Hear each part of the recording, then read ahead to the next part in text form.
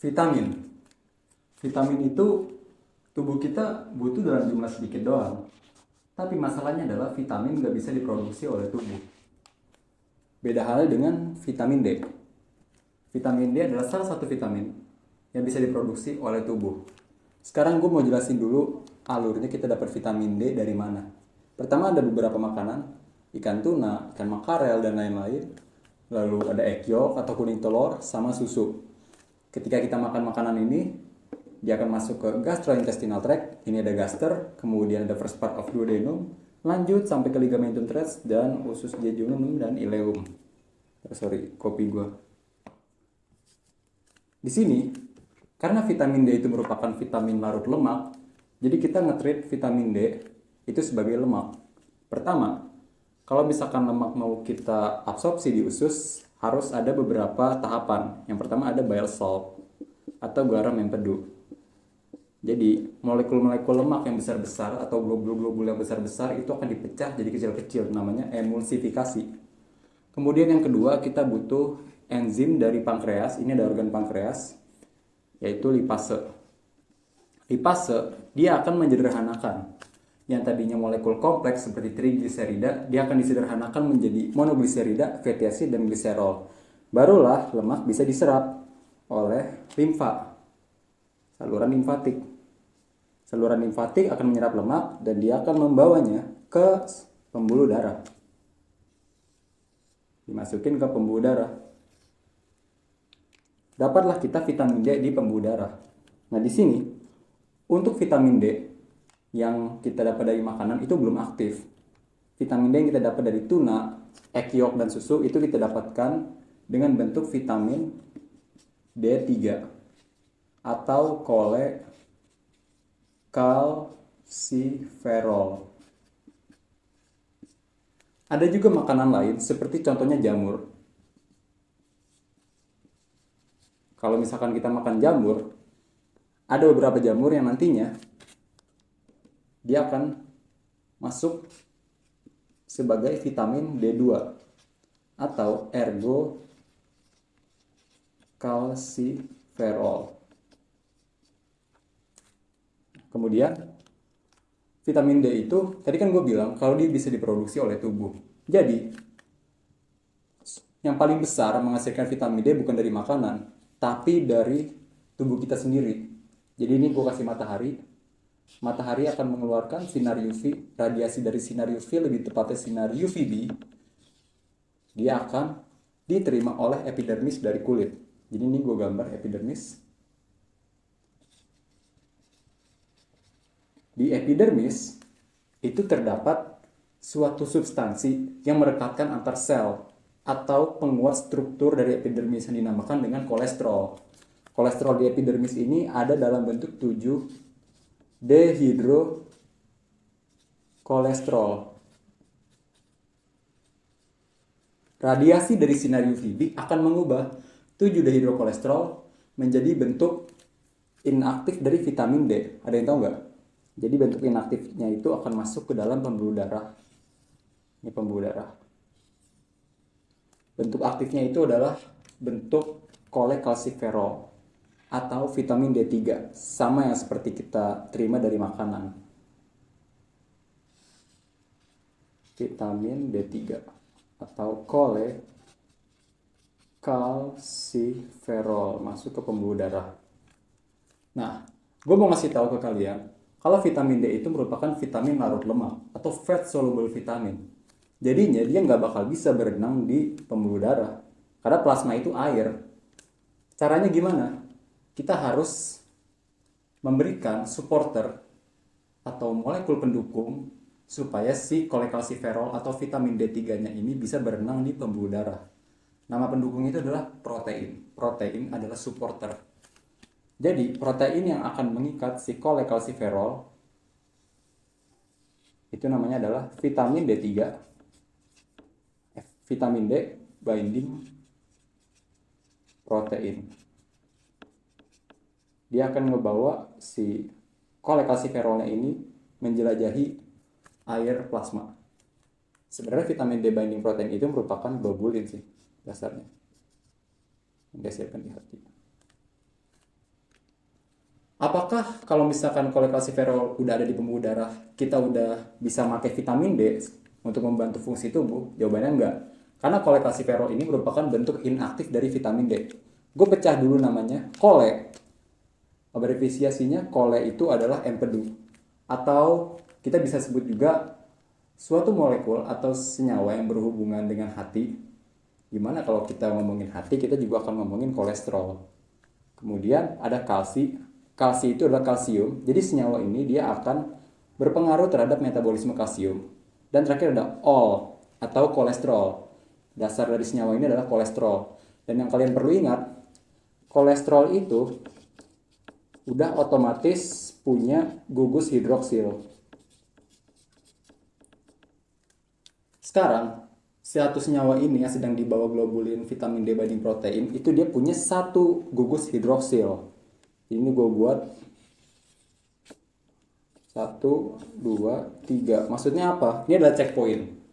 Kalau kita mau membentuk vitamin D yang aktif untuk membantu fungsi tubuh, itu kita butuh 3 gugus hidroksil. Si vitamin D3 atau kolekalsiferol yang kita dapatkan dari pecahan 7-dehidrokolesterol dan makanan, itu cuma baru punya satu gugus hidroksil aja. Jadi checkpointnya gue centang baru 1.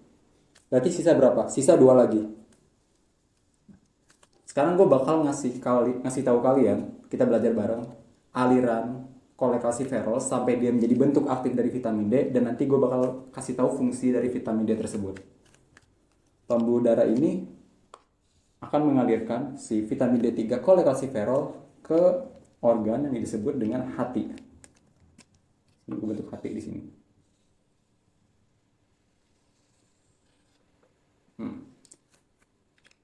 Ketika vitamin D3 atau kolekalsiferol dia berenang menyusuri plasma sambil dibawa vitamin D banding protein sampai di hati itu ada suatu enzim dinamakan 25 hidroksilase. Ase yang berarti enzim dan hidroksil artinya enzim ini memberikan gugus hidroksil. 25 artinya adalah atom karbon yang dituju. Jadi dia akan memberikan gugus hidroksil di atom karbon nomor 25 dari senyawa ini. Nanti si kolekalsiferol melewati hati dikonversi menjadi kita udah lewat hati, di sini ada pembuluh darah lagi. Kolekalsiferol ketika dia sudah melewati hati dan diberikan tambahan satu gugus hidroksil, dia akan menjadi 25 hidroksi, karena dia udah diberikan tambahan gugus hidroksil, jadi di depannya namanya gue tambahin hidroksil, kolekalsiferol 25 hidroksi, ada tambahan gugus hidroksil di atom karbon nomor 25 dan kolekalsiferol senyawa yang awal. Jadi totalnya kita di sini udah punya berapa gugus hidroksilnya? Udah punya 1 dan 2. Gue centang di sini checkpoint keduanya. 25 hidroksi kolekalsiferol atau nama lainnya kita bisa sebut juga dengan kalsidiol. Fokus ke abrevisiasi D-nya ini. D yang menandakan dia punya 2 dari gugus hidroksil. Sekarang apakah ini bisa aktif? Kita bisa anggap ini vitamin D aktif? Enggak. Ada satu checkpoint lagi yang harus kita lewatin. Nah, di sini kalsidiol dia akan dibawa oleh pembuluh darah menuju organ lain. Sebenarnya organ itu ada 2, ada di sebelah kanan sama sebelah kiri. Cuman karena yang sebelah kanan gua agak susah gambarnya, kepenuhan ada hati, kita pakai yang sebelah kirinya aja. Ada yang tahu nggak organ apa? 2 organ itu adalah ini. Gambar. Kidney, ginjal. Di ginjal ini dia terdapat enzim yang sama dengan hati, yaitu 1 alfa hidroksilase. Hidroksilase merupakan enzim yang memberikan gugus hidroksil. Diberikannya di mana? Di gugus karbon nomor 1. Jadi ketika senyawa kalsidiol, ini gue pakai nama yang di bawahnya aja, kalsidiol sampai di ginjal, dia akan dikonversi menjadi 1,25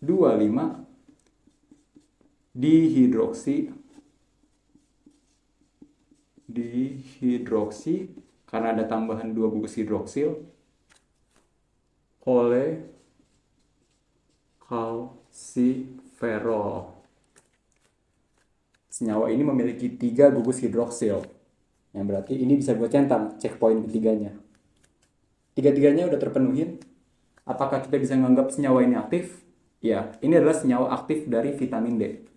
Atau nama lainnya adalah kalsitriol, abrevisiasi dari tri. Itu adalah 3 gugus hidroksil udah terjadi.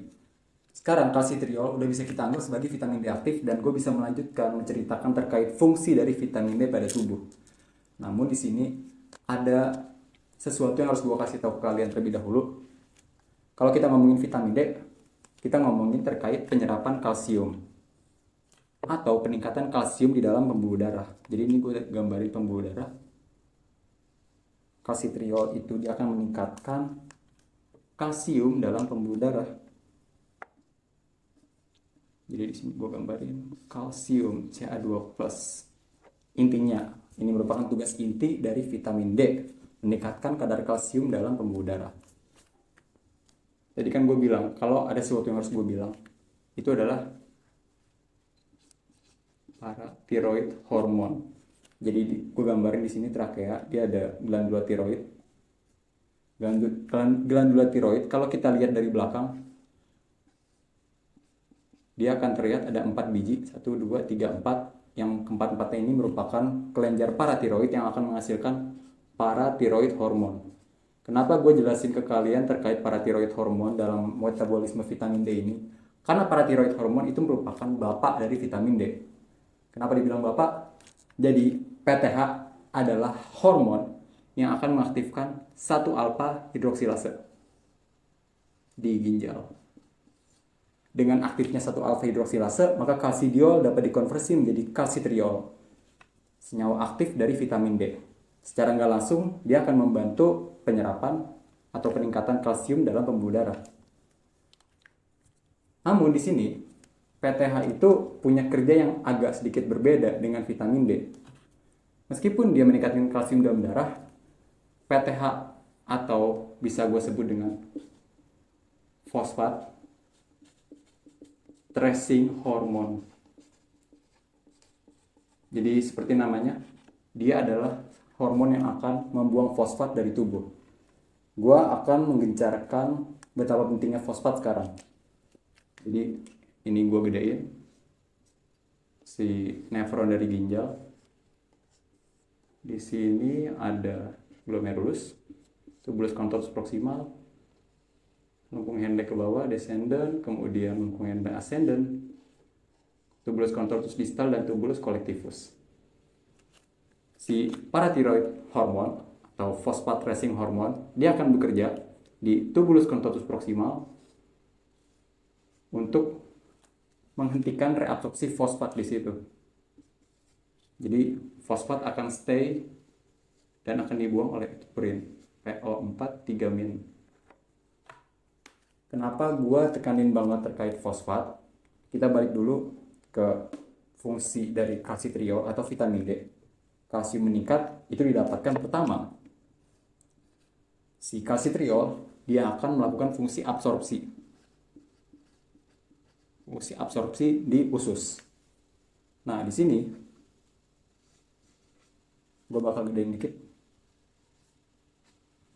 Ini adalah lumen usus.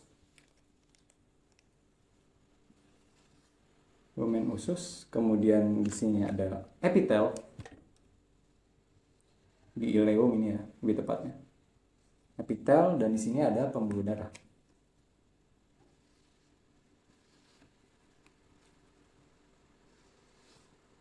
Gue bedain gini. Ini ada nukleus dari epitelnya. Kalsium itu kita terima dari makanan. Ini lumen usus, dia ada kalsium dari makanan. Tugas dari kalsitriol, dia akan masuk ke dalam sel epitel grass border dari ileum, masuknya gimana? Jadi misalkan gue buat di sini sel, sini aja. Ini ada suatu sel, ini ada nukleusnya.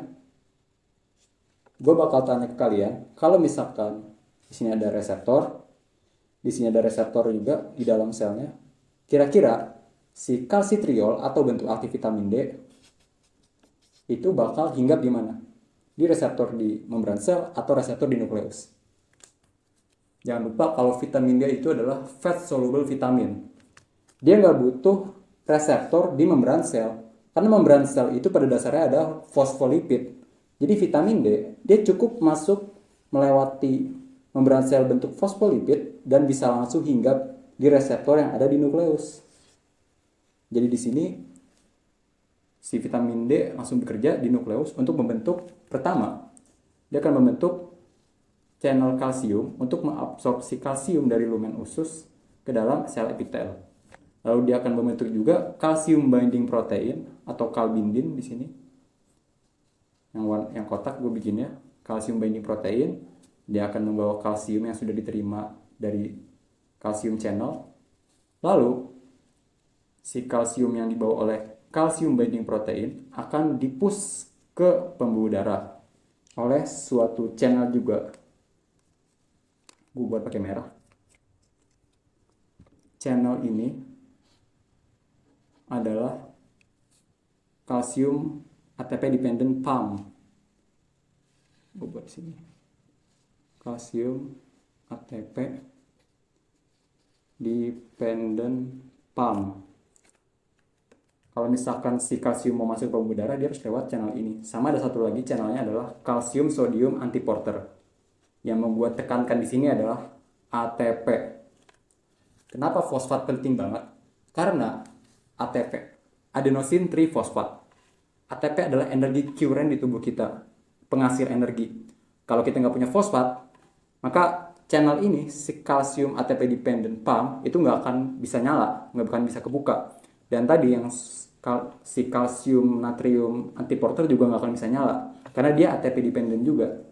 Untuk itu ketika kita kekurangan fosfat, karena terlalu banyak pembuangan fosfat yang diprakarsai oleh PTH, channel ini akan menutup. Channel ini akan menutup, dan otomatis kalsium nggak akan bisa masuk ke pembuluh darah. Itulah kenapa meskipun PTH mempunyai fungsi membuang fosfat, si kalsitriol, anak dari PTH ini, dia akan melakukan tindakan yang berlawanan dengan bapaknya. Dia akan meningkatkan fosfat. Udah tahu kan betapa pentingnya fosfat? Peningkatan fosfat ini diprakarsai oleh si kalsitriol atau vitamin D aktifnya. Caranya gimana? Sama seperti di usus, fungsi absorpsinya selain dia mengabsorpsi kalsium, dia juga akan mengabsorpsi fosfat dalam jumlah besar. Fosfat itu dia akan masuk bersama dengan kalsium. PO4 3-min. Karena kalsium merupakan transport, jadi dia nebeng sama kalsium masuk ke pembuluh darah. Sehingga kadar fosfat dalam darah akan terjaga. Kemudian fungsi keduanya, kita balik lagi ke ginjal. Tadi gue udah kasih tahu kalau PTH atau fosfat tracing hormon, dia akan membuang fosfat. Tapi sebenarnya PTH juga ada fungsi lain di ginjal. Fungsi lain dari PTH itu dia adalah meningkatkan reabsorpsi kalsium. Jadi ini gue gambarin pembuluh darah. Pembuluh darah di sini, kalsium atau Ca2+ itu akan direabsorpsi oleh bantuan PTH dari tubulus contortus distal di ginjal. Jadi PTH selain dia meningkatkan 1-alfa hidroksilase untuk membentuk vitamin D yang meningkatkan kalsium, dia juga akan langsung aktif di tubulus contortus distal untuk mereabsorpsi kalsium. Kemudian vitamin D, kalsitriol juga punya peran di ginjal. Ini gue tadi udah ngebesarin satu nefron di sini, sekarang gue besarin satu lagi nefron di sini. Yang tadi itu buat si PTH, yang ini buat si vitamin D. Si vitamin D, kalsitriol, dia akan bekerja di pertama, tubulus contortus proximal. Saya gambarin dulu. Distal tubulus collectivus. Dia akan bekerja di sini. Kerjanya yang pertama adalah dia akan mereabsorpsi kalsium di tubulus cortotus proximal. Kemudian, karena dia fungsinya selain dia mereabsorpsi kalsium, dia juga akan mereabsorpsi fosfat. Agak berkebalikan kan sama PTH. Dia juga akan mereabsorpsi fosfat juga di tubulus cortotus proximal. Ini gue buatin pembuluh darah. Kemudian kalsium dan fosfat.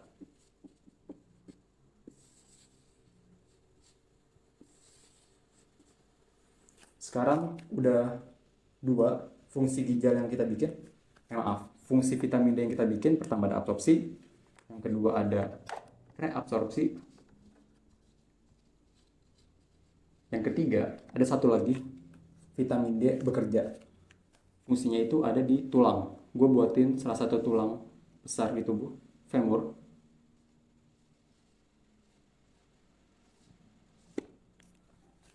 Kalsitriol atau vitamin D aktif akan bekerja di femur. Dan ketika vitamin D aktif sampai di femur, dia punya dua pekerjaan. Yang pertama adalah deposit atau mineralization. Mungkin teman-teman ada yang udah pernah dengar kalau vitamin D itu baik untuk tulang. Betul sekali. Karena vitamin D akan mendeposit kalsium sama fosfat di tulang yang disebut dengan fungsi mineralization. Itu fungsi pertama. Fungsi kedua itu dia adalah resorption. Resorption yang artinya berkebalikan dengan mineralization, si vitamin D akan mengambil kalsium dan fosfat dari tulang. Dia akan mengaktifkan osteoklas. Ini osteoklas. Klas yang artinya kerusakan. Osteoklas itu akan menghasilkan senyawa asam asidik di kompak bone tulang keras yang isinya banyak dengan kolagen dan mineral, sehingga ketika terjadi kerusakan yang disebabkan oleh osteoklas, nanti mineral-mineral di sini akan bisa diserap ke pembuluh darah. Ada penambahan kalsium dan fosfat ke pembuluh darah. Namun di sini fungsi resorption itu merupakan fungsi keduanya. Yang utamanya adalah mineralization. Fungsi resorption akan bekerja ketika tulang mengalami stres atau mengalami fraktur sedikit. Ketika kita membawa beban berat, ada sedikit stres yang mengenai tulang itu akan retak dan brittle, maka fungsi resorption akan terjadi. Dia akan menghancurkan tulang yang sudah keropos dan akan melakukan mineralization, menambahkan kalsium dan fosfat sehingga tulang keropos tadi bisa terbentuk kembali atau disebut remodeling. Sekarang, gue mau ngasih tahu kalau PTH itu juga sebenarnya punya peran dalam resorption. Kalau gitu gue tambahin sedikit di sini. Ada peran PTH. Di resorption. Sebagai fun fact aja atau trivia, dalam perubahan kolekalsiferol menjadi kalsidiol di hati, itu sebenarnya enzim ini, hidroksilase, dia butuh sokongan pendukung dari kofaktor. Kofaktor salah satunya adalah magnesium. Jadi, ketika ada orang dia udah sering banget minum obat proton pump inhibitor atau omeprazole, biasanya orang-orang yang mengalami GERD dan lain-lain yang memiliki keluhan di lambung, tapi minumnya tuh kelamaan, kronis, bisa sampai setahun dan diminum setiap hari sama dia, otomatis si orang itu bakal mengalami adanya hipomagnesemia atau kekurangan magnesium di darah. Ketika kita mengalami penurunan magnesium, maka efek yang terjadi adalah, efek yang terjadi ketika terjadi penurunan magnesium adalah defisiensi dari vitamin D. Karena kalsidiol nggak bisa terbentuk kalau si 25-hidroksilasenya nggak aktif karena nggak ada dukungan dari magnesium. 1-alfa hidroksilase juga nggak bakal bisa ngerubah kalsidiol menjadi kalsitriol karena kalsidiolnya nggak kebentuk. Maka terjadilah defisiensi vitamin D. gue buat di sini. Defisiensi vitamin D. Salah satunya akibat hipomagnesemia karena penggunaan proton pump inhibitor secara terus-menerus. Defisiensi vitamin D bisa juga dikarenakan kurang makan, bisa juga karena ada orang yang hidup di kutub dan dia melapisi seluruh badannya dengan baju sehingga kulitnya nggak bisa terkena radiasi sinar UVB dan lain-lain. Defisiensi vitamin D tentu saja akan menyebabkan tulang tidak bisa mengalami remodeling, resorption yang nggak nyala, mineralization yang nggak nyala. Kenapa? Karena ada defisiensi dari vitamin D yang mengaktifkan fungsi resorption dan mineralization. Hasilnya adalah ketika orang mengalami defisiensi vitamin D, kalau dia anak kecil, dia akan mengalami rickets. Rickets. Kalau misalkan dia udah dewasa, maka yang terjadi adalah osteomalacia. Kedua penyakit ini merupakan penyakit defisiensi vitamin D. Kalau di anak itu rickets, kalau di dewasa itu osteomalacia. Yang akan gue jelasin di video lainnya.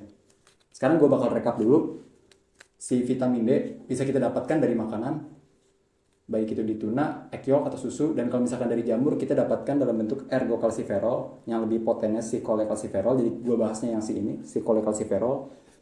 UVB, radiasi sinar UVB akan mengubah kolesterol di epidermis menjadi vitamin D3 atau cholecalciferol.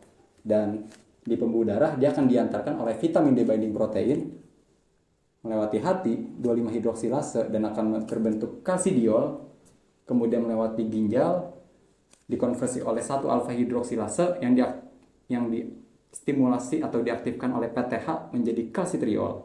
Dan kalsitriol ini merupakan bentuk aktif dari vitamin D. Bentuk aktif dari vitamin D ini akan meningkatkan kalsium dan fosfat di dalam pembuluh darah.